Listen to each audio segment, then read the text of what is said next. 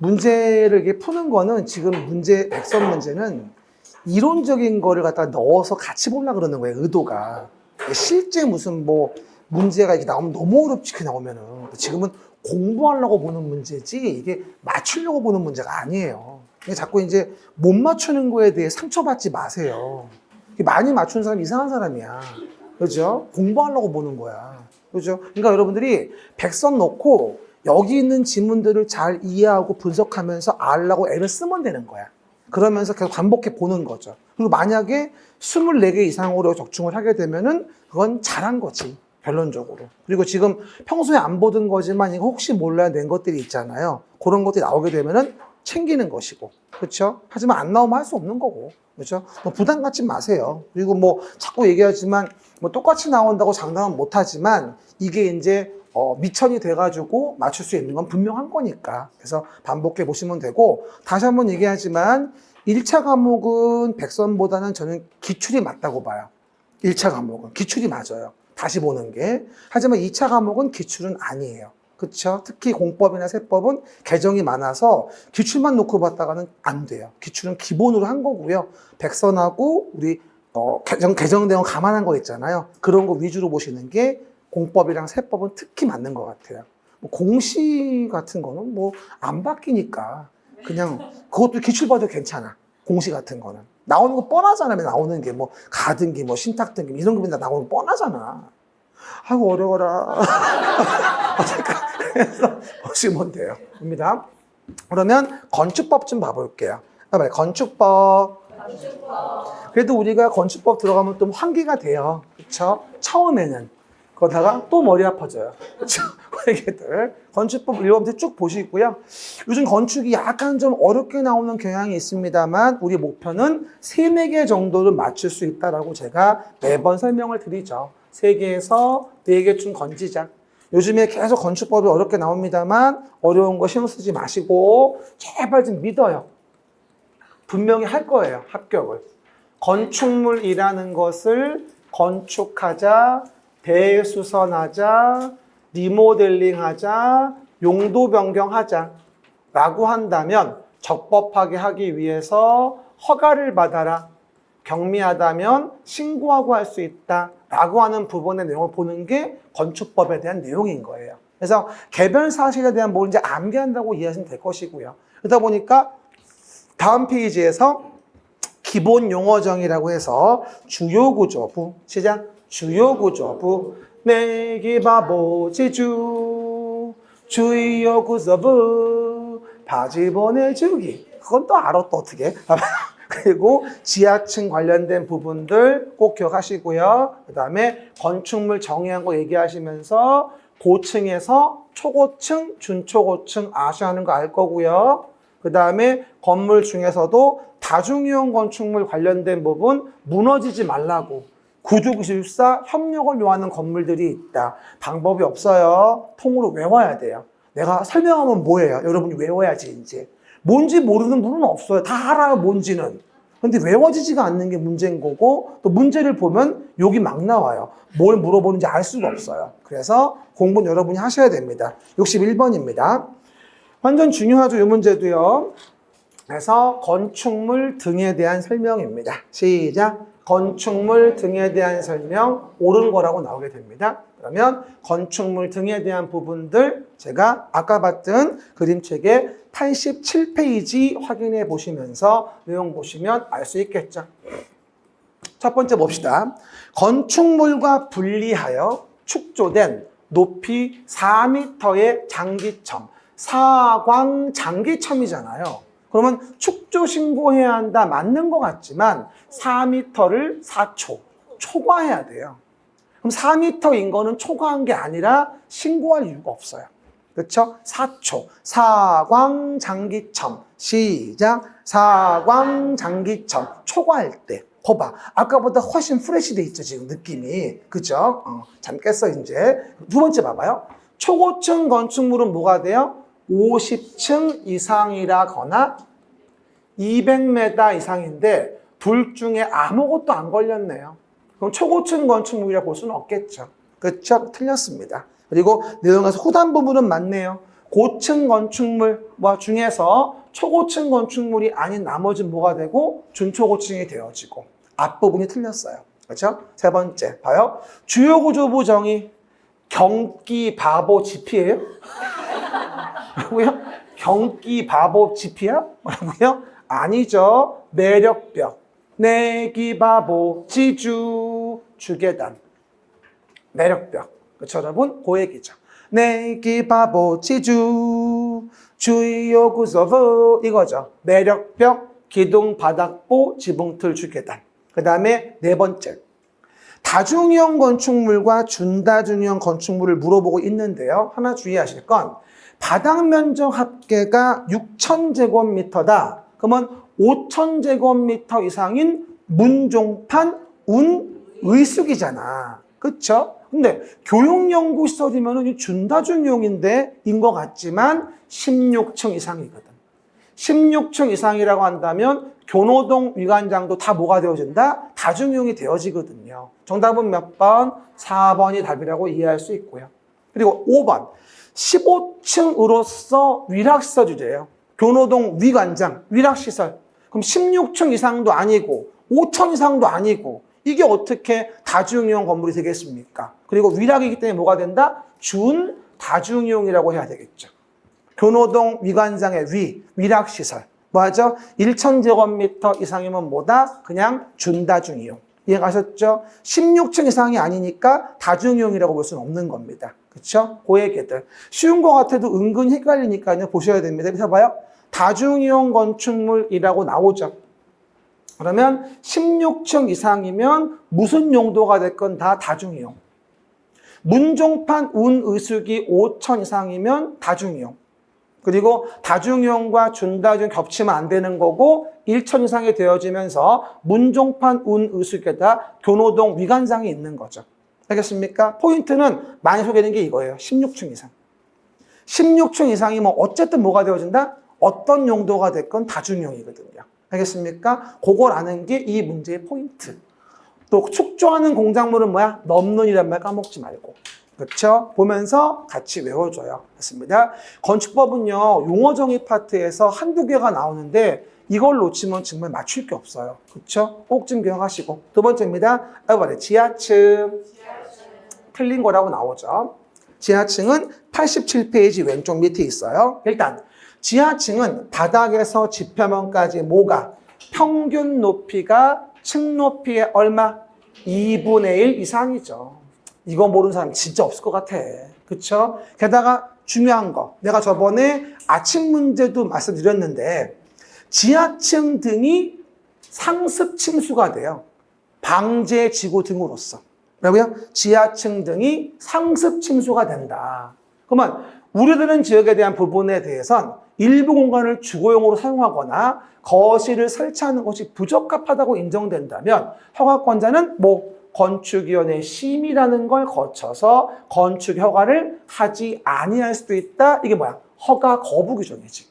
이따가 제가 건축 허가할 때 한 번 더 말씀드릴 거예요. 알겠습니까? 지하층 등. 저번에 한번 작년 9월 달인가 지하층 거주하는 분들이 비만이 갑자기 오는 바람에 침수돼가지고 못 나오셔가지고 사망하신 사건이 있었잖아요. 그래가지고 요 조문이 항상 좀 이슈였었어요. 한동안. 그렇죠? 그래서 한 번쯤은 지하층 등의 상습 침수 문제로서 건축위원회 심의를 거쳐 거부할 수 있다. 게다가 지하층은 층수에 뭐가 된다? 제외하고.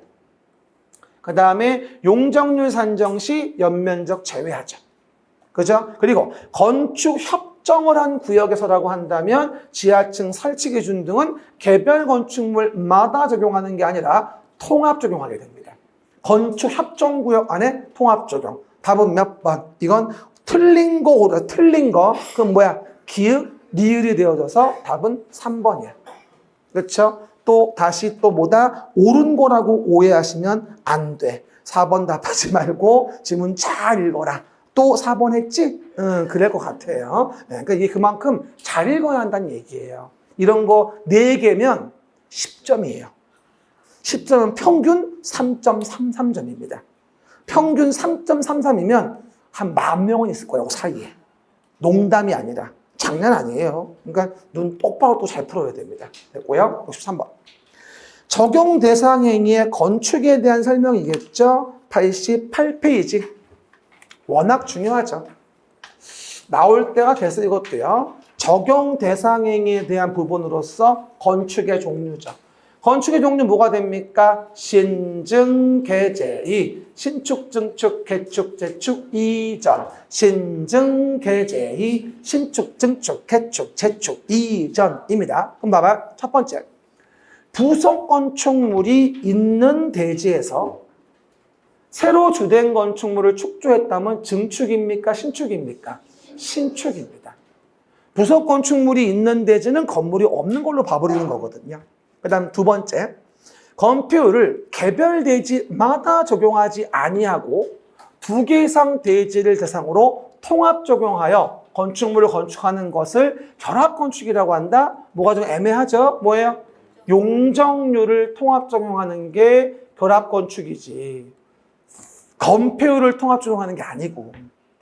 됐고요. 세 번째, 기존 건축물의 전부를 해체했고 그 대지의 종전과 같은 규모의 범위에서 건축물을 다시 축조하는 건 이러시면 안 되죠. 개축이죠. 해체했다, 종전과 같은 규모로 한다, 개축. 그리고 네 번째 뭐라고 나올까요? 아하, 일단 본다면 재해로 건축물이 멸실됐어요.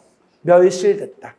그러면 연면적 합계 그리고 동수, 층수, 높이를 다 종전 규모 이하로 한다면 이건 재축이죠. 그런데 오해 말 건 동수, 층수, 높이 중 뭐라도 하나를 법령 조례에 적합하게 종전 규모를 초과하여 다시 축조했다면 그것도 재축으로 본다고 해서 이건 맞는 지문이에요.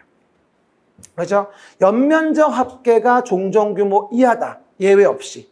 동수, 층수, 높이가 종전 규모 이하다. 예외 없이? 아니, 예외 있어요. 동수, 층수, 높이만큼은 법령 조례에 모두 적합하다면 뭐다? 종전 규모를 초과하여도 재축으로 볼 수가 있습니다. 동수, 층수, 높이에 대한 부분은 법령 조례에 적합하다면. 제가 높이만 적합하게 초과했다고 얘기했잖아. 그러면 동수, 층수, 높이 좀 들어가니까 이건 재축으로 볼 수 있는 겁니다. 한 번은 나와야 한다고 봐요. 연면적 합계를 물어본 게 2년 전 문제였어요. 동수, 층수, 높이 아직 안 나왔어요. 재축 특례. 알겠습니까? 나와야 한다고 이 연사 목록화 얘기합니다. 그러면 이전의 정의 좀 불러볼까요? 이전은 주요 고조부를 해체하지 아니하고 같은 대지에 다른 위치로 옮기는 걸 이전이라고 하죠. 해체하지 아니하고. 시작. 같은 대지의 다른 위치. 시작. 그래서 건축에 대한 부분은 어쨌든 저는 재축을 필두로 나와야 한다고 주장합니다. 한 번 정도만 나왔으면 좋겠네. 64번 대수선. 대수선 정의는 뭐예요? 건축은 아니에요. 증계 재축에 해당하지 않는 것으로 다음의 것을 대수선이라고 합니다. 근데 대수선 나올 때 쉬운 것 같지만 다음에 각각으로 봤을 때 보내기지 마 대수선이라고 증설의 차야 대수선이다 따라 따라라 그렇죠. 그리고 오해하지 말 거 수선 변경이 나오면 3개 30 이상 3개 30 이상 이런 말이 있어야 돼요. 그러니까 오해하지 말 건 증설 해체를 물어보는 건지 수선 변경을 물어보는 건지를 꼭 기억하셔야 돼요. 뭐가 빡셔요? 증설 해체가 빡신 거예요.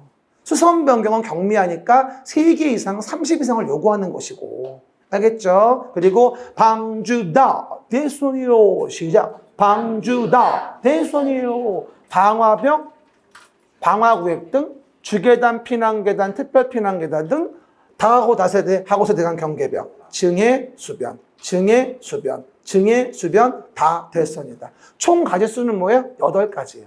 보내기지 마, 방주다. 보내기지 마, 방주다. 대선이요. 시작. 보내기지 마, 방주다. 대선이에요. 라고 이해하시면 돼요. 그 정도. 그럼 봐봐요. 외웠는데 풀어야지. 여기 봐봐. 그럼 일단 외웠는데 못 풀어, 중요한 건. 근데 봐. 주계단, 피난계단, 특별피난계단이라는 거를 해체해. 태손이지. 그리고 내력벽의 내용을 수선한대. 증설해체가 아니고. 그러면 30제곱미터 이상이 돼야 맞는 거야. 그 다음 기둥 3개를 증설했대. 그럼 대선 같은데 높이가 증가됐대. 높이가 증가되면 이건 증축이야. 증계 재축에 해당하지 않아야 되거든. 그렇죠? 그래서 건축 면적, 연면적, 층수 높이 뭐라도 증가된다면 이거는 원칙적 증축이 되어지는 거예요. 아까 재축 특례는 논외겠지만, 그렇죠? 오해했기. 그리고 오해하지 말 거 증설한데 증설. 그럼 증설이면 3개 이상이 아니어도 관계 없거든. 이것도 뭐야? 그러면 대수원 맞는 거지. 그렇죠? 증설이니까. 증설은 꼭 뭐다? 3개 이상을 요구하는 게 아니잖아. 그러다 보니 대수원이가 몇 번? 기억리을의 2번이 되어져요. 쉬운 거 같지만 이게 안 쉬워요, 생각보다. 그렇죠? 보내기지 마, 방주다 외워주면서 노래만 듣고 외우고 웃지 말고 정확하게 뭔지 알아야 돼요. 그렇죠? 그리고 이거 나중에 건축 신고 가면 또 나온단 말이야. 그러니까 같이 연결해 줘야 됩니다. 답은 2번이에요. 그러면 65번으로 갑시다. 용도 분류와 용도 변경이 나와요. 시작. 용도 분류와 용도 변경. 이 내용은 그림책의 89페이지에 나와요. 이거 농담 아니고 그냥 매년 나와요, 매년. 안 나오는 하나 거의 못 봤어요, 요즘에. 계속 나옵니다. 용도 분류를 물어보기도 하고, 용도 변경을 물어보기도 하고, 그쵸? 항상 많이 나오는 부분이다. 그리고 우리가 30가지 용도 분류된 거를 용도 변경 편의류에 다시 9가지 재분류한 거잖아요. 그렇죠? 이번에 30가지 된 거 알고 있죠? 그럴 때 봐봐요. 일단, 용도 변경 군 외워주면 어떻게 돼요? 자산 전문 영역 건축의 용도 변경 시작. 자산 전문 영역 건축의 용도 변경. 이런 식으로 해서 내려온다면 신고하고 올라가면 허가받고 옆으로 가면 대장기재 변경하고. 그렇죠? 그리고 오해하지 말 건 옆으로 가면 써놔봐. 빼먹었네. 대장기재 변경 신청. 옆으로 가면 그리고 주의할 게 용도 변경이어도 100제곱미터 이상이면 허가 신고 사항에 사용 승인을 받아야 되고 용도 변경이어도 허가 사항으로서 500 이상이면 건축사 설계를 요한다는 사실이에요. 용도 변경이라고 사용 승인과 건축사 설계가 없다는 말이 아니에요. 그렇죠? 그리고 오해하지 말 거 복수 용도를 허용할 수도 있다. 해봐봐. 복수 용도 허용. 근데 복수 용도를 허용한다면 당연히 뭐가 됩니까? 아하, 내용에서 동일한 시설군 안에서 가능한 건데 오해 말 건 다른 시설군이면 뭐 하라? 그치, 심의 거쳐라. 복수 용도를 허용할 수 있지만 다른 시설군 간이라고 한다면 심의 거쳐서 복수 용도를 허용한다고 제가 그림책 89 왼쪽 밑에 매번 드린 말씀이에요. 알겠습니까? 그 정도. 그럼 봐요. 복수 용도를 허용할 수 있다. 시작. 복수 용도 허용할 수 있다. 다른 시설군 간이면 심의 받아라. 같은 시설군이면 심의 필요 없는 거고. 그렇죠, 여러분? 고액계들. 그러면 아시면서 문제 좀 봐볼게요. 옳은 거라고 나와요. 첫 번째. 제가 88페이지 오른쪽 위에 얘기하면서 요번에 기숙사 관련된 게 좀 개정됐다고 제가 얘기했었죠. 그래서 뭐예요? 기숙사는 일반 기숙사와 임대형 기숙사로 구분할 수 있습니다. 그럴 때 임대형 기숙사는 몇 실? 20실 이상은 돼야 되고 공동취사시설 이용세대 수가 전체 얼마? 50% 이상인 걸 얘기합니다. 그렇죠? 아마 개론 문제도 가끔 나오니까 이건 한 번 정도 여러분들이 이번에 신설된 거야. 23년 2월 14일 날. 그렇죠? 그래서 한 번 정도만 얘기해 줍니다. 20실 이상으로서 공동취사시설 이용세대가 전체 세대 얼마? 50% 이상인 거. 2월 14일 개정된 겁니다. 그렇죠? 오해개들. 그래서 내용 틀렸고요. 두 번째, 1,000제곱미터 미만의 전기 자동차 충전소라고 한다면 자동차 관련 시설이 아니라 일종 근생이에요. 1,000 이상이 돼야 자동차 관련 시설이죠. 그 다음에 카지노 영업소는 뭐예요? 관광휴게 아니라 위락시설입니다. 카지노 가본 적도 없어. 옛날에 한번 정선에 그 하이원 갔다가 카지노 한번 가보려고 가봤잖아? 못 들어갔어. 줄이 얼마나 많은지 전날 예약을 해야 돼. 그리고도 줄을 또 서야 돼. 더러워서 안 가. 그래서 안 갔어. 봐봐요. 가면 돈만 잃었지 뭐 돈 닦았어 내가?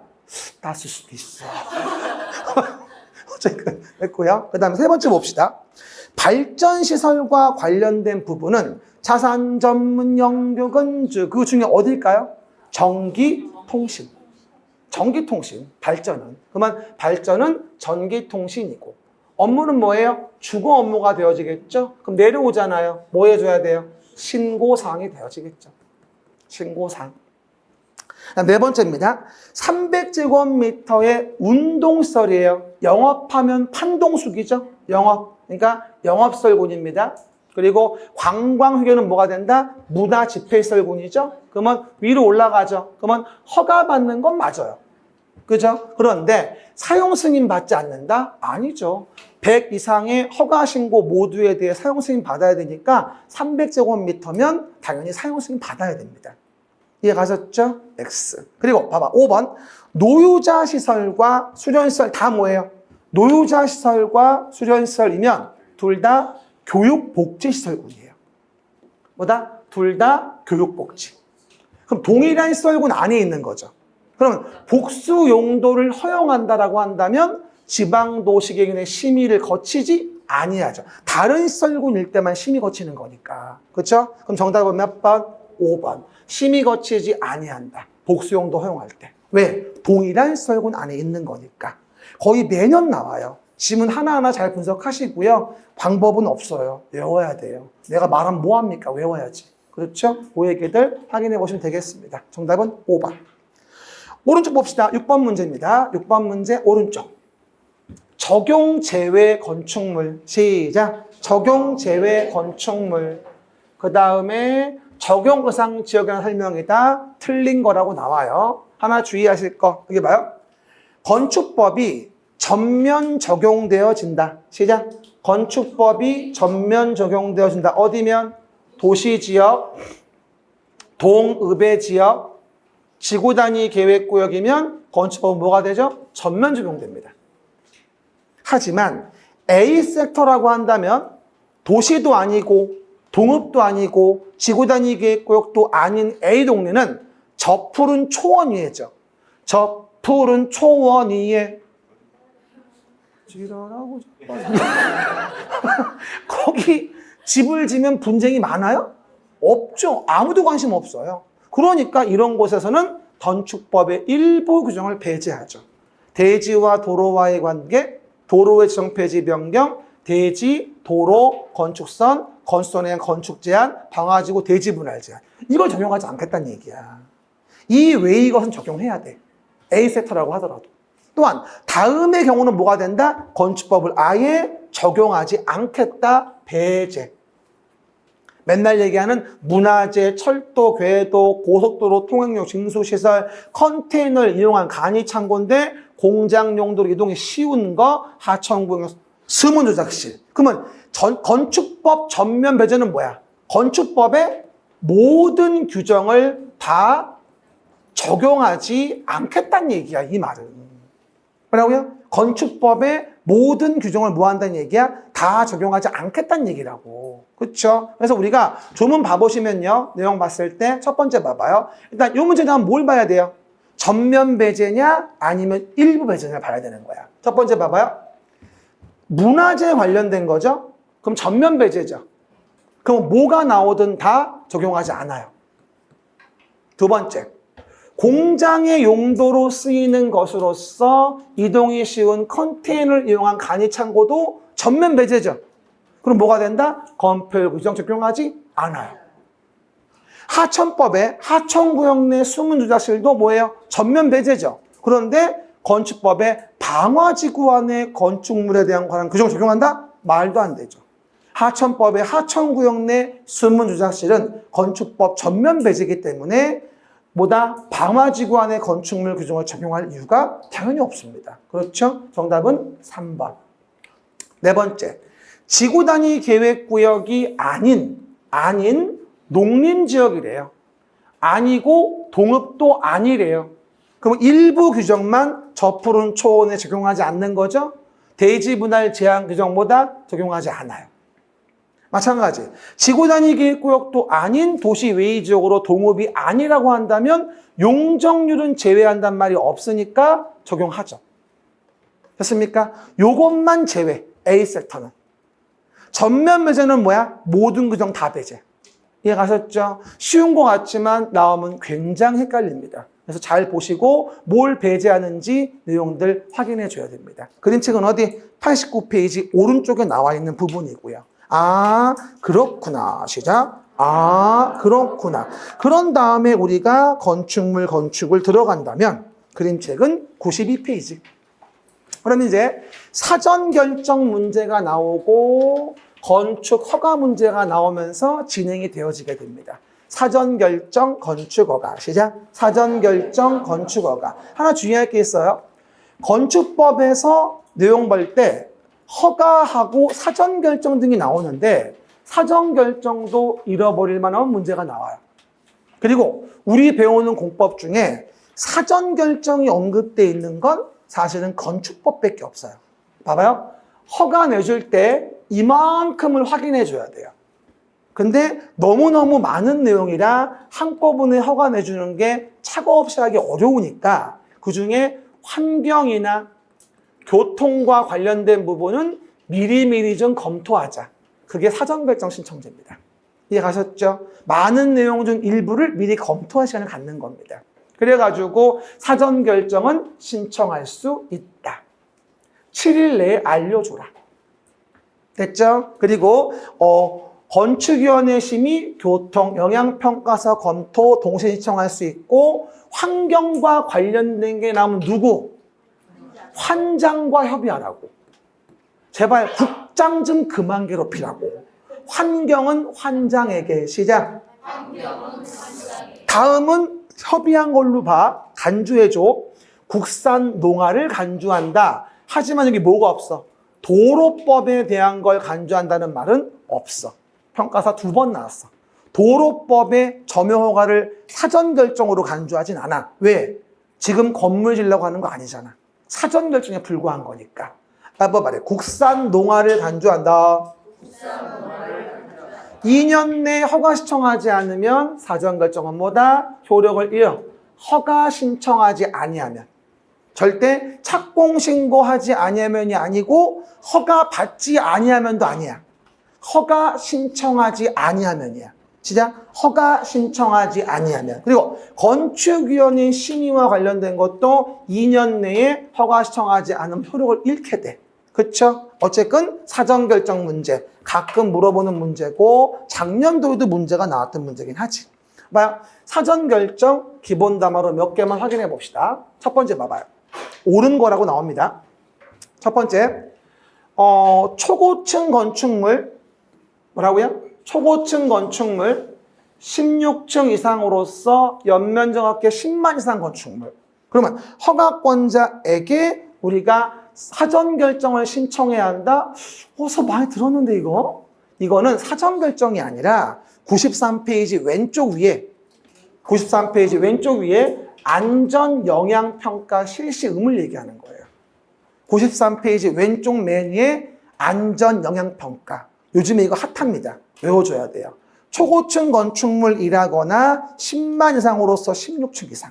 시작. 초고층 건축물이라거나 10만 이상으로서 16층 이상이라고 한다면 안전영향평가를 의뢰해줘야 하는 건물이지 사전결정을 신청해야 한다는 말은 아니에요. 하나 오해 말 거 사전결정 신청에 대한 부분은 뭐가 된다? 의무가 없어요.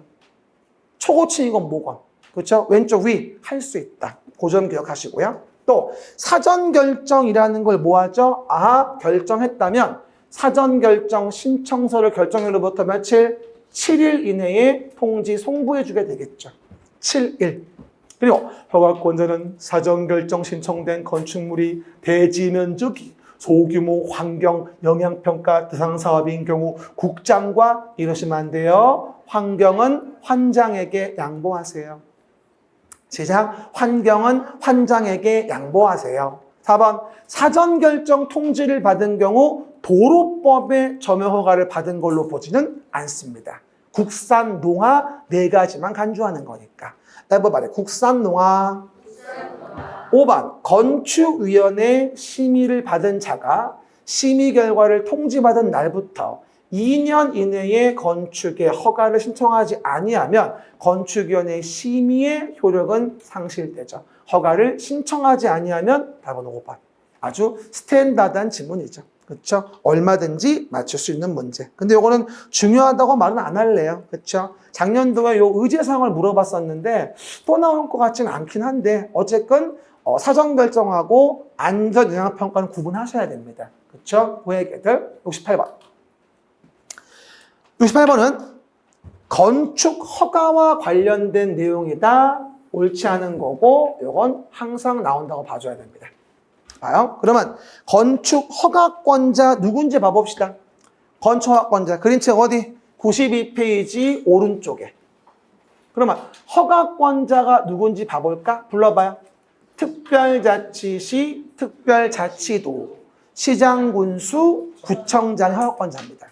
그럼 서울특별시 노원구이면 노원구청장이 허가합니다. 국장도는 허가권이 없습니다.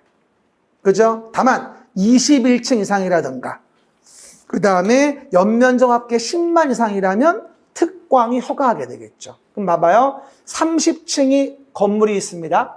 30층. 21층 이상 됐네요. 그러면 업무설인 건축물을 특별시에 건축하려면 특별시장 허가를 받아야 한다. OX. O. 제가 왜 업무설을 집어넣었을까요? 공장, 창고, 심의 거친 건축물은 제외하잖아. 공장, 창고 등의 단서가 존재할 수 있기 때문에 내가 업무설이라는 말을 넣어놓은 거예요. 예외가 아니라는 걸 표시해 준 거지, 내가. 이해 가시겠죠? 21층 이상 됐으니까 특별시장 허가. 게다가 봐요. 연면적 합계 10만 제곱미터인 공장. 또 우리가 원하는 공장 나왔네. 공장이라면 제조 활성화를 위해서 특별시 A구이면 A구청장에 뭐다? 허가를 받으면 돼요. 아무리 10만 이상이라도. 빠라빠빠 건축법은 공장만 이뻐해. 빠라빠빠 공장. 빠라빠빠 공장. 건축법은 뭐라고요? 공장만 이뻐해. 이유는 제조업 활성화 때문에 그런 거죠. 기억하시고요. 세 번째 잘 봐요. 이거 도지사 승인 얘기합니다. 도지사 승인 봐봐. 요거 그림책에 어디? 92페이지 왼쪽 밑에 좀 봐볼게요. 여기 봐요. 도지사 하전 승인이 나와요. 요것도 느낌이 괜찮은데 봐봐. 조그만 시군. 도 밑에 시장 군수는 한 번 더 물어봐요. 모든 허가를 시장 군수가 한다? 또 X를 한다. 오라니까. 시장 군수면 모든 허가를 시군이 한다고. 구청장일 때만 다른 거고 나머지는 다 직접 하는 거야. 다만 다음에 큰 건물들이면 도지사 승인을 받아 허가하라고.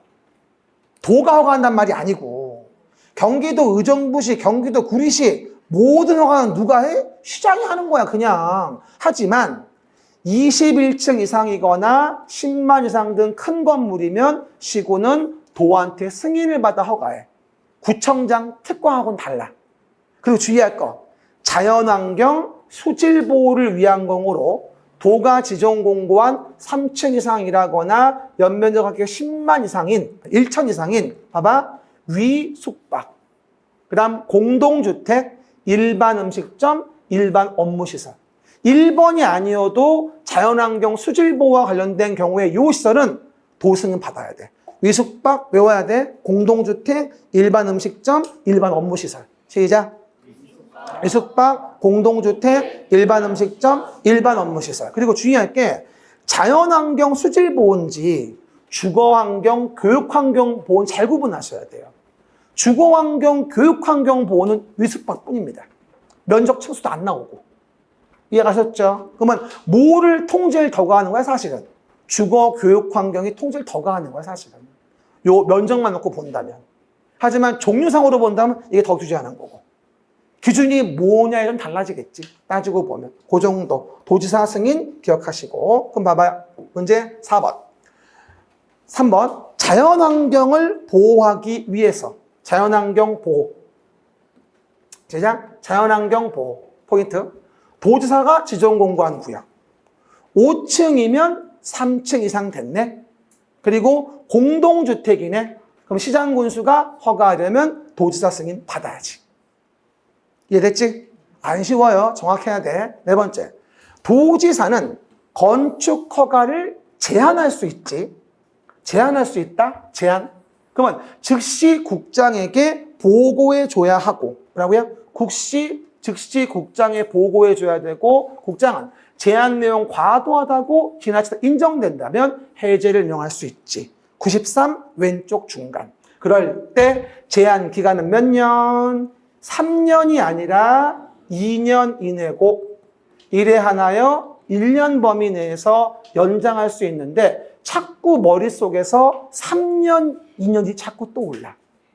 그 년이 어디 나왔더라? 봐봐요. 그 내용은 개발행위 허가의 제한.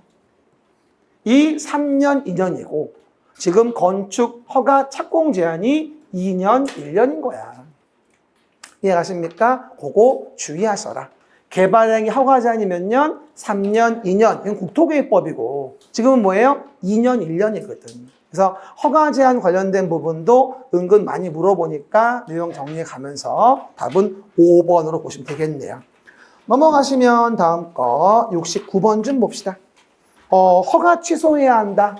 제가 아침 문제도 드렸었습니다. 93페이지 왼쪽 중간, 시작. 93페이지 왼쪽 중간입니다. 허가권자는 다음의 경우 허가를 취소하여야 한다.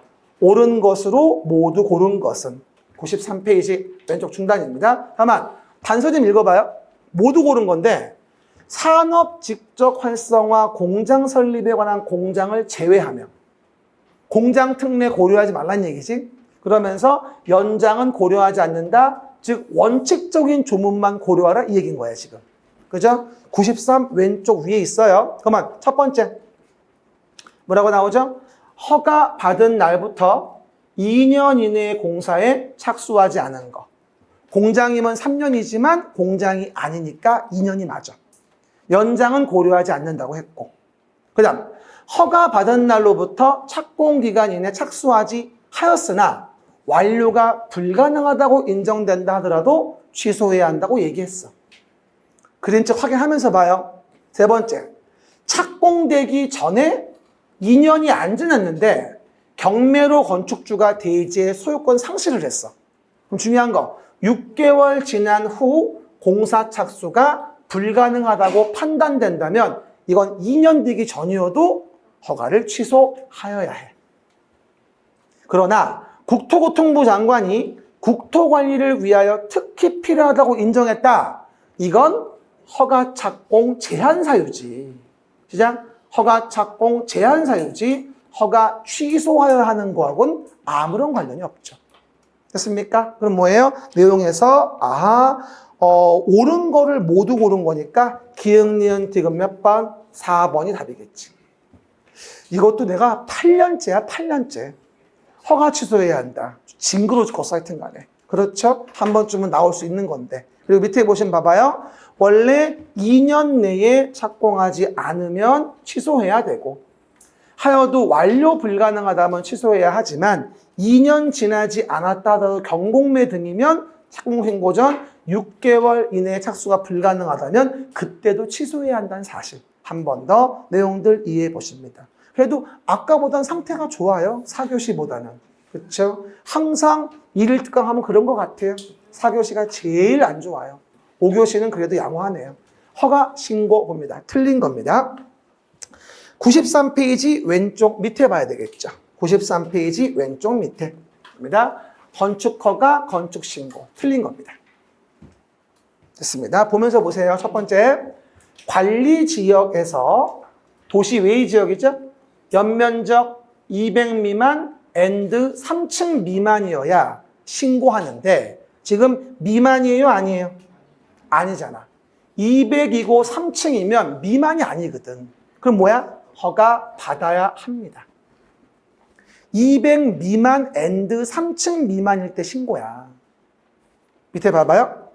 건축 신고사항 본다면 200 미만 and 3층 미만이어야 신고라고. 그러면 200이고 3층이면 미만이 아니잖아. 허가받아야지. 그리고 신고사항 한 번 더 얘기해요. 1, 2, 3, 4, 5 뭐다? 어디라도 하나 만족되어지면 신고지 모두 만족을 의미하는 건 아니에요. 제가 건축 신고 나올 때마다 얘기해요. 5가지에 모두 적합해야 한다는 말이 아니고 뭐다? 뭐라도 하나에 걸리면 신고사항인 거예요. 알겠습니까? 그 정도 확인해 주시고요. 그 다음에 두 번째. 기둥 3개 이상을 봐봐 해체한답니다. 그러면 주요 구조부를 뭐 한 거야? 해체한 거잖아. 그러면 주요 구조부 해체가 없는 건물일 때 신고하고 할 수 있는 것이지 뭐다? 해체하는 대선행위는 신고하는 게 말이 안 되죠. 주요 구조부를 해체하지 아니하는 등 다음에 대선이라고 한다면 신고하고 할 수 있다. 그렇죠? 면적, 층수와 관계없이. 이게 봐봐요. 원래 뭐예요? 대수선은 200 미만 앤드 3층 미만 대수선일 때만 신고사항이었어요. 하지만 우리 학원 건물처럼 200 미만, 3층 미만이 아닌 건물의 대수선은 그럼 다 허가받는 거 아니겠냐고요. 너무 가혹하다고 해서 주요 구조부 해체가 없는 대선이면 기둥 같은 거 3개 이상 수선할 때 신고하고 하게 해줄게요. 그러니까 해체가 없어야 되거든. 근데 뭐라고 나왔다? 주요 구조부를 해체한다 수선. 그러면 신고사항이 아니지.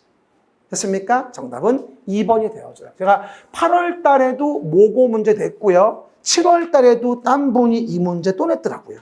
그렇죠? 그래서 주요 구조부 해체가 없는 보내기지 방주에 대한 대수선이라고 한다면 신고하고 합니다. 한번 봐요. 주요 구조부 해체가 없는 시작. 또 소규모 건축물이면 얼마입니까? 3m 이하. 시작. 소규모 건축물이면 얼마예요? 3m 이하의 증축. 100제곱미터 이하의 건축이면 소규모라고 해서 신고하고 하죠. 그러면 신고하고 한다? 맞죠. 또 신고 수리 여부는 뭐가 된다? 5일 내에 알려준다고 나와요. 어디에서? 93페이지 왼쪽 밑에. 여기도 쓰든가 여기 썼구나. 5일 내 통지. 알려줘라. 건축 신고. 5일 내 통지. 됐습니다. 그 얘기. 그리고 건축 신고 환자가 신고일부터 1년 내 착수하지 않으면 뭐다? 그 내용에 대해서 착수하지 않으면 신고 효력은 상실된다. 건축 신고 사항이다라고 했을 때 1년 내 착수하지 않으면 신고 효력은 없어진다. 그렇죠? 어쨌든 건축 신고 관련된 부분은 언제든지 물어볼 수 있고요. 요 지문을 위주로 문제를 나오니까 주요 구조부 해체하지 아니하는 경우라고 한다. 아는 것에 대해서는 규모, 층수 관계없이 신고하고 할 수 있습니다. 그거 잘 좀 이해해 봅시다. 그러면 건축허가 지나서 대지도로 건축선 넘어가고 다음 문제 71번. 교재는 몇 페이지? 95페이지입니다. 그렇죠? 여러분 숨 좀 쉬어봐요. 목 좀 돌리고. 그리고 이렇게 숨이 가빠지고 숨이 안 쉬어지면요. 비닐봉지 있죠?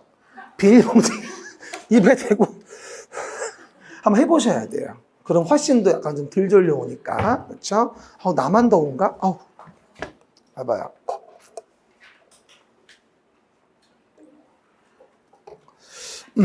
봐요. 향이 좀 진해요, 확실히. 그렇죠? 그냥 동네 파는 것보다는. 그래서 보시면 되고. 그러면 95페이지 대지의 조경. 이거 나와야 됩니다. 이거 요번에 안 나오는 건 정말 징역감이에요. 그렇죠? 나와야 됩니다. 뭘 해도 재미가 없어요, 이제는요. 혼자 할게요. 주무세요. 입니다. 어쨌건 이 부분 나올 때 너무나 중요한 건 뭐냐면요. 우리가 공개공지 공간 대지의 조경을 있는 부분인데 이 조경의 제외사항은 꼭 외워야 돼요. 언제건 반드시 물어봐요. 그리고 요번에 100% 나오도록 준비된 게 뭐냐? 공개해 놓은 공지를 만들어서 지나가는 삐뿔들 쉬었다 가라고 소규모 휴게휴식 시설을 만든다는 거. 이거 진짜 오래 안 나오면 말도 안 돼요.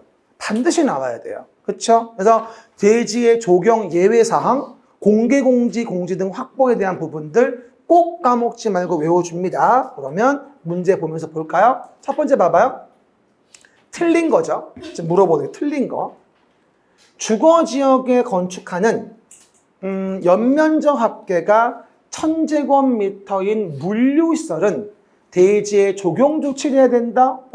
쌤, 물류면 1500 미만이면 적용 안 하는 거 아니에요? 그러나 주거와 상업이면 해야 되거든요. 안 하면 죽을 수 있어요. 주거와 뭐다? 상업이면 우리가 주로 활동하는 무대니까 해야 돼요. 물류시설 나올 때 이걸 많이 물어봐요, 사실은. 그렇죠? 그 얘기. 두 번째 봅시다. 면적이 3000제곱미터인 대지에 건축하는 공장이래요. 면적만 놓고 본다면 5000 미만이면 공장 적용 안 하죠. 연면적 합계 따지면 공장은 얼마예요? 1500 미만이면 적용 안 하죠. 산업단지 안에 공장이면 적용 안 하죠. 공장의 3종 세트. 그냥 면적 5000 미만, 연면적 합계 1500 미만, 산업단지 안에 공장이면 다. 이해가십니까? 적용하지 않습니다. 그래서 2번도 맞는 지문. 그리고 공개공지 공간에 대한 부분이 언급되어지는데 공개공지를 만들어서 지나가는 삐뿔들 쉬었다 가게 하자. 아는 얘기 아니겠습니까? 그럼 물어봐요. 어디? 일준이 상준이가 문종판 운 업수기. 업수가 5000제곱미터 이상이면 공개공지 공간을 만들어라. 하지만 판매시설 중 농수산물, 유통시설 제외한다. 시작. 판매시설 중 농수산물, 유통시설 제외하는 거야. 그러니까 일반 상업지역이면 원래는 5000 이상이면 공개공지 만들어줘야 하는데 농수산물, 유통시설이니까 의무가 없다는 거야, 지금. 이거 평가서에 2번 나왔어요. 농수산물, 유통시설이면 그 공개공지 확보할 의무가 없습니다. 왜? 관련된 기법에 더 많이 하게 돼 있거든. 한번 말해. 농수산물, 유통시설 제외. 시작. 그리고 공개공지는 필로티 구조로 할 수 있고 공개공지 면적은 대지 면적의 10% 이하죠. 옛날 평가서에서 건축 면적 나온 적이 있었어요. 대지 면적 10% 이하. 그리고 5번. 공개공지 공간이라는 거를 설치했다면 용적률은 해당 지역 적용 용적률의 1.2배 이하 완화 적용할 수 있어서 5번 답이에요.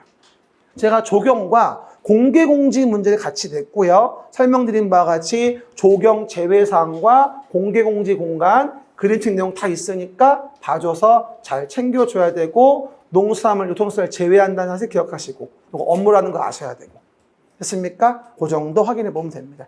요거 안 나오면 진짜 이건 심각해요. 이건 정말 뭐하죠? 여러 가지 고려해 봐야 돼요. 그 다음에 72번. 고려해도 뭐 방법은 없어요. 어쨌든. 그러면 요건 자주 나오진 않아요. 도로 건축선. 틀린 거. 어디 있어요? 95페이지 오른쪽 내용이 나와 있죠. 바로 봐요. 이건 많이 중요한 건 아니에요. 가끔 나오는 거라. 그럼 도로란 보행 자동차 통행 가능한 너비 4m 이상 도로나 예정도로 포함. 두 번째, 건축물 주변에 공원 등의 공지가 있어서 통행상 문제가 없다면 2m 이상 접하지 않아도 돼요. 그리고 기억나십니까? 기존 공장 증축, 또 공장이다. 또 봐준다. 원래 3000제곱미터 이상 공장이 되면 6m 폭 이상 도로에 4m 이상 접해줘야 하는데 기존 공장 증축은 원칙으로 갑니다. 4m 이상 도로에 2m. 어디? 95 오른쪽 중간에 있어요. 95 오른쪽 중간. 기존 공장 증축은 그대로 4m 폭 이상 도로에 2m 이상 접하면 된다. 원래 공장은 3000 이상이면 6m, 3m거든, 원래가. 근데 봐주는 거죠. 그 다음에 4번. 소요 너비에 못 미치는 너비의 도로의 건축선. 어디? 96페이지. 왼쪽 위에. 그러면 도로의 중심선으로부터 2분의 1의 수평거리만큼 물러난 선을 건선으로 하고 도로 반대쪽에 경사지등이 있다고 한다면 그 반대쪽 경계를 얘기하는 것이겠죠. 그거 제외하고는 원칙이죠. 중심선으로부터 2분의 1. 왼쪽으로 2m, 오른쪽으로 2m. 기억나죠? 4m의 2분의 1씩이니까. 그렇죠? 맨날 하던 얘기. 어딨어? 96페이지 왼쪽에서 얘기했었죠. 그러면 내용에서 건축선에 의한 건축 제한. 솔직히 말하면 건축선에 가장 잘 나오는 게 이거예요. 건축선에 의한 건축 제한. 일단 건축물과 담장은 건축선 수직면 넘으면 안 된다. 하지만 어디? 지표 아래 부분은 넘어와도 된다. 그리고 도로면으로부터 4.5m 이하에 있는 출입구 창문은 열고 닫을 때라도 건축선 수직면을 넘지 아니하는 구조로 해줘야 된다. 그러니까 지표 아래 부분은 건축물 담장은 건축선 수직면 넘어서는 아니 되며 아래는 관계없다고. 지표 아래는 사람 왔다 갔다 하는 거 아니니까 좀 넘어와도 괜찮아. 그리고 도로면으로부터 5m에 있다면 4.5 이하야? 아니지. 그러면 출입문, 창문 등은 건축선 수직면을 넘지 아니하는 구조로 해야 한다? X. 4.5 이하가 아니니까 넘어도 되지. 5m에 있는 창문 열었는데 지나가다 부딪혔다 먹은 사람 아니야. 기린 정도 된다고 내가 몇 번 얘기해 내가. 알았죠? 정답은 5번이고요. 건축선 나올 때 가장 빈출은 이거예요. 건축선에 의한 건축 제한. 이해 가셨죠? 이 정도가 필수 지문 되어지겠습니다. 넘어가시면 이제 73번입니다. 그러면 구조 등에 대한 설명이 언급되어집니다. 구조는 어디? 97페이지. 구조 안전 등. 이건 그냥 바로 봐요. 그냥 넣어놨지만 그냥 한번 읽어보려고 얘기하는 거야. 봐봐요. 건축물 구조 등 틀린 겁니다. 첫 번째. 구조 안전을 확인한 단독주택, 공동주택인 건축주는 구조 안전 확인 서류를 착공 신고하는 때 허가권자에게 제출해 줘야 된다. 96 오른쪽 위에 써 있죠. 구조 안전 서류의 제출. 됐습니까? 단독주택, 공동주택이란 이유만으로도 합니다. 포항 지진 이유에 바뀌었어 이게 지금. 그렇죠? 게다가 봐요. 목구조 건축물이라는 게 나오면 목삼 500이라고 했단 말이야. 목삼겸 말고 목삼 500. 96 오른쪽 위. 목구조 건축물이면 3층 이상이라거나 500제곱미터 이상이잖아. 그러니까 사용 승인에 대한 부분에 받는 즉시 내진 능력을 공개해야 한다? X지. 구조 안전 서류의 제출과 내진 능력의 공개는 제가 이제 동일합니다라고 저번 주에 얘기했었습니다. 그렇죠? 또 표정은 또 처음 들어. 이게 시행령을 확인해 보면 봐요. 여기 구조 안전 서류의 제출 내용과 내진 능력 공개에 대한 내용은 같다고 이해하셔야 돼요. 지금 제가 목사모에 대한 부분하고 이것만 두 번째와 첫 번째만 말한 것 같지만 시행령 확인해 보면 나머지 다 동일하게 있습니다. 그래서 구조 안전 서류의 제출과 내진 능력 공개에 대한 부분은 사유가 똑같다고 이해하세요. 그 등에 뒷내용이 나와요. 시행령에 가면. 빼봐봐리. 구조 안전 서류 제출과 시작. 내진 능력 공개 의무는 똑같아. 알겠습니까? 요거만 써있지만 시행령 규칙 가면 등등등 요 내용이 나와 뒤에 가면. 똑같다고 이해하시면 됩니다. 그렇죠? 그 얘기들. 목삼 500 꼭 기억하시고. 시작. 목삼 500 꼭 기억하시고. 됐습니다. 그 정도. 그 다음에 세 번째는 뭐예요? 아까 봤듯이 6층 이상이 안 돼도 3층 이상의 필로티 형식의 건축물이면 구조기술사 협력을 받아야 됩니다. 어디? 96 오른쪽 중간에 써 있죠. 구조기술사 협력. 됐습니까? 3층 이상 필로티 형식이면 해야 되고요. 게다가 4번은 그런가 보다 하세요. 앞에서 얘기했는데 고층 건축물에는 승용 승강기 중 한 대 이상을 뭘로? 피난용 승강기로 설치해야 한다고 한번 제가 내봤어요. 그렇죠? 이 부분은 그림책 87페이지 오른쪽 위에서 내가 얘기했었어요. 고층 건축물 얘기할 때 한번 확인해봐요. 그림책 87페이지 오른쪽 위에 보면 고층 건축물 얘기할 때 제가 거기 써놨어요. 진한 노란색으로. 고층 건축물은 뭐다? 승용 승강기 중 한 대 이상을 뭘로? 피난용 승강기로 설치해줘야 한다고 내가 써놨습니다. 이게 법 64조 3항이거든요. 여러분, 옛날 기억 안 나요? 고층 건물 갔는데 불났어요. 그러면 일반적인 상식은 뭐죠? 엘리베이터 타면 안 된다고 생각하잖아. 근데 피난용 승강기는 타도 돼요. 피난 가라고 만든 거니까. 다른 전력으로 만든 거거든요. 별도 환기 시스템 같아가지고. 그리고 관련된 피난용 승강기에 대한 부분은 뭐죠? 다른 거니까 오해하시면 안 돼요. 고층 건축물에는 건축물에 설치하는 승용 승강기 중 한두 이상을 뭘로? 피난용 승강기로 뭐다? 설치해 줘야 된다. 그리고 또 하나 5번 좀 봅시다. 오다 가공 층간 바닥 소음. 시작. 오다 가공 층간 바닥 소음. 시작. 오다 가공은 층간 바닥 소음 방지를 위해서 기준에 맞게 설치해 줘야 하는 것이거든요. 오다 녹이랑 혼동하지 말고 오다 가공. 그렇죠? 층간 바닥 소음. 뭐는 들어가지 않는다. 여기는 노인복지주택. 시끄럽게 안 댕기시니까. 혹은 안 들리니까. 그렇죠, 여러분? 그렇게 얘기했었죠. 됐고요. 그러다 보니 뭐가 된다? 당해 문제의 답은 몇 번? 2번. 이라고 내용을 볼 수 있겠죠. 됐습니까? 한 번 더. 목삼 500. 혹시 모르니까 이 정도만 읽어놓읍시다. 혹시 모르니까. 작년도에는 그림책 96페이지 오른쪽 밑에 있듯이 피난 소화 통로 물어본 적이 있는데 못 맞춰 이거. 그렇죠? 몇 가지 보고 나온 맞추고 아닌 말아. 근데 가장 빈도가 높은 게 이거야 사실. 나오는 얘기 중에서는요. 알겠습니까? 그 얘기들 확인해 보시고요. 면적 문제 74번입니다. 빨리 하자. 시간 없다. 4문제 남았는데 봐요. 면적에 대한 설명입니다. 틀린 거라고 나오죠. 저는 개인적으로 이 부분도 굉장히 중요하다고 보여져요. 틀린 거. 첫 번째 봐봐요. 일단 이거 봐봐요. 건폐율 산정할 때 건축 면적 제외. 이거 진짜 한 번만 나와줬으면 제가 하나도 다 할게요. 뭐라고요? 건폐율 산정할 때 건축 면적 제외. 건폐율 불러봐요. 시작. 대지 면적에 대한 건축 면적의 비율. 대지 면적에 대한 건축 면적의 비율이죠. 그럴 때 건폐율 산정 시 건축 면적 제외는 바닥 면적 합계 1천 이상인 건물이 있는데 문화 집회시설 중에서 공관전, 공연장, 관람장, 전시장.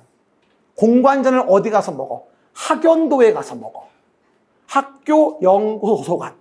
그리고 생공스럽게 먹어 생활건설시설, 공공업무시설. 이런 것들은 8m 이상을 개방했다면 그 공간을 보행통로나 공지로 쓴다면 건축면적 제외합니다. 1,008m. 근데 종류는 공관전, 학연도, 생공. 시작. 공관전, 학연도, 생공. 만약에 이거 종류 물어보잖아. 우리만 맞추는 거야. 공관전을 학연도에 가서 생공스럽게 먹어. 우리 대학 다닐 때 도서관 같은데 뭐다? 기둥만 세워져 있고 통행하는 거 알고 있지? 건물 안쪽에. 멀리서 보면 그랜다의 입처럼 보이잖아. 그렇죠? 세종문화회관과도 그렇게 돼 있고 예술의 전당과도 돼 있어요. 그렇게. 공관전, 학연도, 생공. 시작. 공관전, 학연도, 생공이라고 이해하시면 되겠습니다. 이 부분을 답으로 낸 거야 제가. 그럼 첫 번째, 건폐율을 산정할 때. 시작. 공연장, 학교 등의 바닥 면적 합계가 2,000제곱미터 이상? 아니, 1,000. 높이 얼마? 8m 이상을 개방하여 공지로 쓴다면 건축 면적 제외할 수 있으니까 정답은 1번이 틀린 거예요. 1,008m. 시작. 1,008m. 그리고 나머지 내용. 벽기둥에 구획이 없다. 바닥 면적 관련된 거죠. 어디? 98페이지 오른쪽. 벽기둥 구획이 없어. 내가 거기 사진도 넣어놨어요. 주유소 건물 같은 거. 지붕 끝으로부터 그림책 1m 후퇴한선 둘러싸인 면적으로 하죠. 그리고 특히 중요한 거. 다락에 대한 바닥 면적은 층고 얼마? 1.5m 이하. 경사진 지붕 형태 1.8m 이하. 부분이면 바닥 면적 산입하지 않습니다. 이거 다락만 그래요. 다락만 높이가 있어요. 1.5m 이하, 경사진 지붕 형태 1.8m 이하. 어디? 98 오른쪽에. 공동주택의 지상층에 설치한 기계실, 전기실 면적은 바닥 면적이 안 들어가고요. 또 하나, 용적률 산정할 때 연면적이 안 들어가죠. 지상의 주차용 공간, 초고층, 준초고층 건축물의 피난 안전구역 면적 등은 용적률 산정 시 연면적이 안 들어간다. 시작. 용적률 산정 시 연면적이 안 들어간다. 그동안에 기출된 걸 보면 요게 제일 많이 나왔어. 엄마, 제일 많이 나왔지. 참겠죠? 오, 중간에 한번 해주세요. 그래서 지상의 주차용 공간, 초고층, 준초고층 건축물의 피난 안전구역 면적 했습니까? 그런 정도 보시면 돼요. 말 나온 김에 한 가지 말씀드리면 옛날에 그 경주 지진 났을 때 기억나요? 그게 여기였어. 그때 밤에 내가 수업할 때 7시 반인데 흔들리는 거야. 이게 여기서 그래서 그때 경주 지진 났을 때 그래가지고 사람들이 흔들려요. 이러는 거야. 무슨 그 다음에 막 흔들리는 거야 이게. 그동안 그때 내가 좌절을 했어. 도망을 가야 되는데 내가 제일 멀어. 와, 그래서 내가 이번 생은 끝났구나 싶었지. 근데 좀 이따 멈추더라고. 그래서 그 다음부터는 제일 문 가까운 쪽 학원을 자주 다니는데 어쨌든 그랬던 기억이 나. 75번입니다. 마무리합시다. 그러면 특별건축구역 관련된 거 건축협정이라는 거 100페이지부터 이제 언급이 되어지죠. 그래서 이거 발표하시고 나와줘야 합니다. 특별건축구역, 건축협정, 결합건축입니다. 봐봐요. 요거 제가 얘기할 때 여러분 이런 말씀 드렸어요. 여러 가지 건축 제한이 있지만 건축 제한 부분에 대한 특례 부분이 두 가지가 있다. 다 했습니다. 그럴 때 특별건축구역에 대한 부분의 건축규제 완화는 뭐가 목적이에요? 그치, 아름답게. beautiful life. 아름답게 지라고 봐주는 거고, 건축협정은 뭐가 됩니까? 토지의 효율적인 이용 있죠? 효율적인 이용을 위해 가지고 봐주는 게 건축협정이에요. 그러니까 목적 자체가 좀 다르다 이런 얘기예요. 얼마나 아름답게 지어야 되니 봐줄게. 이쁘게 좀 지어봐. 그치? 그리고 토지가 맹지 같은 게 있어가지고 효율적이지 못하다. 하나의 토지 맞추러 쓰기로 합의를 보자. 이게 건축협정이에요. 그러니까 포인트를 이해하셔야 무슨 말인지 알아요. 두 가지 이해해 봅니다. 그러면 문제 좀 봐볼까요? 시간이 없어서. 첫 번째 봐봐요. 틀린 거. 소유자 전원의 합의로 지구 단위 계획구역 등에서 건축물의 건축, 대수선, 리모델링에 대한 부분에 협정을 체결할 수 있어요. 건대리의 협정, 전원의 합의. 그리고 폐지한다면 과반수. 다 알고 있죠? 두 번째, 둘 이상 토지를 소유한 자가 몇인? 1인인 경우. 요거 주의하셔야죠. 둘 이상 토지를 소유한 자가 1인인 경우라도 협정 체결할 수 있어요. 세 번째, 건축협정에 대한 부분이 인가된 경우 건축협정 대상이 되는 대지는 주의할 거, 대지 분할 제한 규정에 미달되게 대지를 분할할 수 있어요.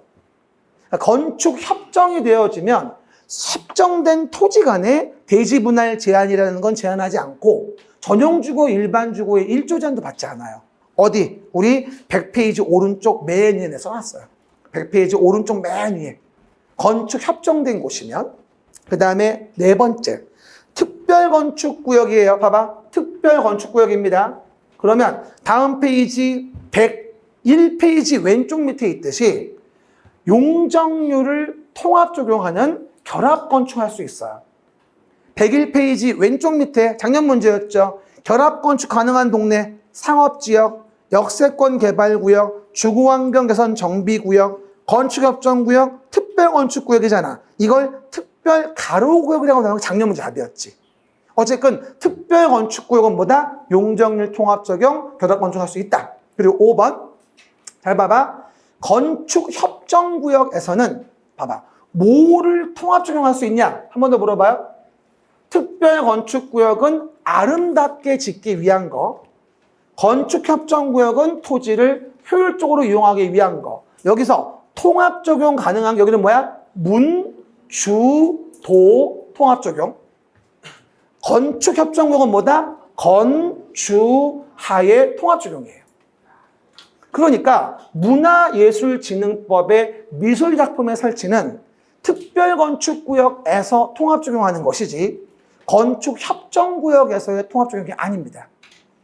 됐습니까? 한 번 정도 물어볼 수 있어요. 그건 뭐예요? 문화예술진흥법 나와 있는 부분에 미술작품의 설치에 대한 부분에 통합적용에 대한 부분은 뭐라고 나오면 안 된다? 이게 아니라 특별건축구역에서. 특별건축구역에서 뭐 하죠? 통합적용할 수 있다. 알겠습니까? 라는 부분으로 제가 섞어서 문제를 내봤어요. 그래서 통으로 외우는 건 어렵겠지만 어쨌든 확인이 필요한 부분입니다. 그럼 두 문제 남았습니다. 이제 그 다음 거 너무 중요한 거 뭐예요? 이행강제금. 이거 완전 100%고요. 34회라고 써도 괜찮아요. 그리고 만약에 안 나오면 내년도에 35회라고 쓸 거니까 보시면 돼요. 일단 용적률을 초과하여 건축물을 건축한 경우 다음에 이행강제금을 부과한다. 틀린 거라고 나와요. 그죠? 그림책은 어디? 101페이지 정 가운데. 그림책은 101페이지 정 가운데 있습니다. 봐봐. 일단 허용 건신 190, 80, 70 시작. 허용 건신 190, 80, 70이야. 그럼 봐봐. 제곱미터당 시가 표준액의 100분의 50에 해당하는 금액에 위반 면적을 곱해줍니다. 그래서 용적률을 초과한 경우는 산출된 강제금의 90%를 강제금으로 부과합니다. 허가받지 않은 건 나온 강제금 100%, 용적률 초과한 건 나온 강제금 90%, 건폐율 초과한 건 80%, 신고하지 않은 건 70%. 허용 건신 190, 80, 70이니까 90 맞죠? 그리고 두 번째 내용 제가 왜 이 질문을 냈냐면 이게 요번에 평가사 기출문제였어요. 봐요. 가중이죠. 가중. 언제 가중이었죠? 영리목적 위반, 게다가 상습적인 위반이라고 한다면 100분의 100 범위 내에 가중합니다. 시작. 100분의 100 범위 내에 가중합니다. 근데 오해하지 말 건 100분의 100 범위 내 가중에 대한 부분은 상습적 위반을 얘기하는데 최근 2년 이내 2회 위반이 아니라 최근 3년 이내 2회 이상의 위반을 얘기합니다. 그죠? 여기 평가사 문제였어요. 답은 2번 답이고요. 하단에 봐봐요. 여기서 동일인이 건축법에 따른 최근 3년 이내 2회 이상 위반했다면 상습적 위반으로 본다는 얘기예요. 시작. 최근 3년 내에 2회 이상 위반. 시작. 최근 3년 내에 2회 이상 위반. 그러면 부과될 강제금을 100분의 100의 범위 내에서 가중해야 됩니다. 요거 느낌이 아주 괜찮아요. 1년에 2회 이내 부과하는 것이고요. 됐습니까? 한 번 더. 최근 3년 내에 2회 이상 위반. 시작. 최근 3년 내에 2회 이상 위반 100분의 100의 범위 내 가중하여야 한다. 요거 요번에 평가사 지문이니까 혹시 모르니 기억합시다. 그러면 내용에서 몇 번? 2번은 틀린 거죠. 또한 허가권자는 최초의 시정명령이라는 것이 있었던 날을 기준으로 하여 1년에 몇 회? 2회 이내 반복 부과하고 60 이하의 주거용 건축물이면 서민용이니까 2분의 1 범위 내에서 조례로 정하는 금액을 부과하고 허가권자는 시정명령 받은 자가 이행하면 새로운 강제금의 부과는 즉시 중지하지만 이미 부과된 강제금은 뭐다? 징수하여야 한다. 이 내용은 중개사법에 가도 농지법에 가도 다 마찬가지지. 그렇죠? 그 정도. 어쨌든 저는 이행강제금 부분에서 이 부분 그리고 부과 횟수는 전혀 특례가 없어요. 지금은요. 총 부과 횟수 5회 넘지 않는 범위 내 반복 부과 이런 거 없어. 지금은요. 무조건 1년에 2회 이내예요. 농지법은 매년 1회. 지금은 1년에 2회 이내. 총 부과 횟수 5회 있어 없어? 없어요. 꼭 기억하셔야 돼요. 마지막. 건축분쟁전문위원회.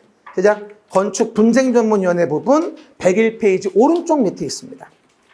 요거 나올 때 주의할 거 건축분쟁전문위원회의 분쟁은 인근 주민, 건축관계자, 관계전문기술자 3자 간의 분쟁이에요.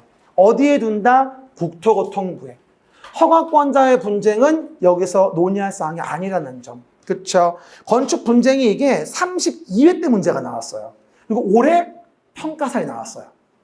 우리 시험 몇 회? 34회죠. 나는 가능성 있을 것 같아요. 요번 사이즈 봤을 때 타이밍상.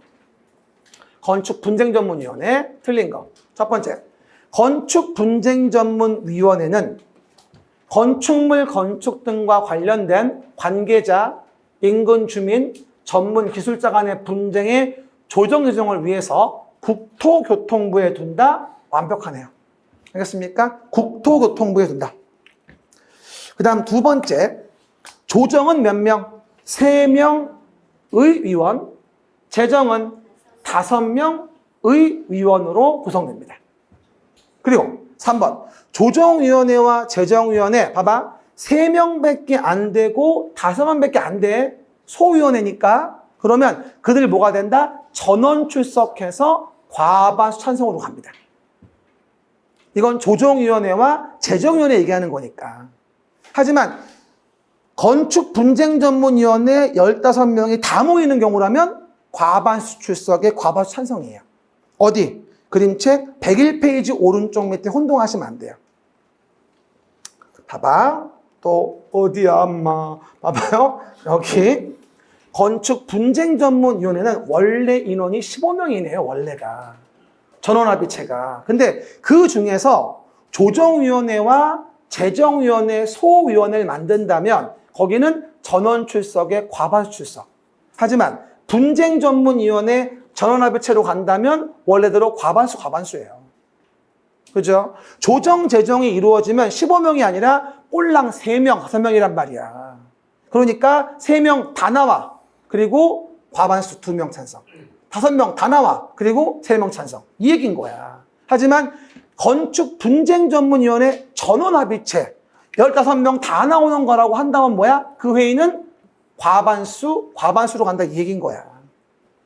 이해 가셨죠? 전체적인 건축분쟁전문위원회에서 소위원회가 조정위원회, 재정위원회거든 사실은.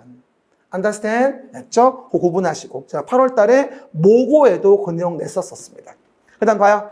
조정안을 수락하고 기명날인하면 시작. 조정안을 수락하고 기명날인하면 너무 중요할 거 재판상 화해. 시작. 재판상 화해와 동일한 요령. 당사자 간 합의 아니야 이제. 재판상 화해야. 그리고 요번에 평가서 나왔던 기출이 이거죠. 뭐 5번. 분쟁위원회는 재정 신청이 된 사건을 조정회부하는 것이 적합하다고 인정된다면 아니 조정은 단순한 조정, 재정은 적극적 개입의 결정이라 더 많은 인원이 필요하잖아. 근데 간단한 거를 얘가 왜 재정 신청했을까? 조정하면 될 거를 그러면 직권으로 직접 조정할 수도 있다는 거야. 이해갑니까? 여기 이번에 평가서 나왔던 기출이었어. 직권으로 조정할 수 있다. 야, 재정하려면 임마 돈 많이 들어가 임마. 이거 간단하니까 조정으로 가. 라고 직권 조정 가능하다. 이런 얘기입니다. 이게 내용에서 보시면 이번에 나왔던 평가서 문제였어요. 그래서 보시는 바와 같이 여기 있는 문제만이라도 우리가 내용 정리해서 건축분쟁전문위원회 부분도 그 정도 기억합니다. 그래서 신바람 공법에 메가랜드 공인중개사건이 있고 뭐하죠? 전원이 뭐하죠? 합격하는 그런 신화가 될 수 있게 도망가지 마세요. 그렇죠? 1시간 남았어요. 그래서 주택법 쉬었다 갑니다.